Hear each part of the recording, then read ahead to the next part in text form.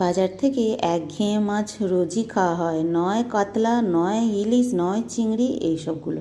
কিন্তু এই তোপসে মাছ ধরতে গেলে অনেক দিন পরেই বাড়িতে এলো। তো ভাবলাম যে না, এটাকে আর ঝাল করলে একদমই ভালো লাগবে না, তাই ভাবা হলো যে এটাকে একদম ফ্রাই করা হবে।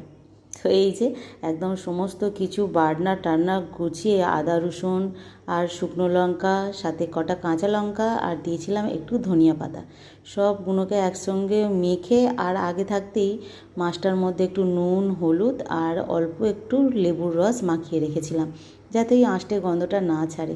তারপরে সমস্ত কিছু এই যে এখানে বেসন আর চাল গুঁড়ি, তারপর একে একে নুন, হলুদ, লঙ্কার গুঁড়ো আর ওই পেস্ট যেটা একটু মাছেও মাখিয়ে রেখেছিলাম, আর অল্প একটু বেসনেও দিয়ে দিলাম। ব্যাস সমস্ত কিছু একসঙ্গে গুলে গালে আর এই যে আরম্ভ করে দিয়েছি ফ্রাই।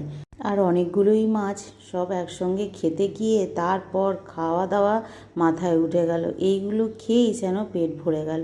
আর সত্যি এত সুন্দর খেতে হয়েছিল না, সে তোমাদের আর কি বলবো। আর এত মুচমুচে হয়েছিল চাল গুঁড়ি দেওয়ার জন্য। সবগুলো এরকমভাবে ভেজে নিলাম আর সত্যিই অসাধারণ খেতে।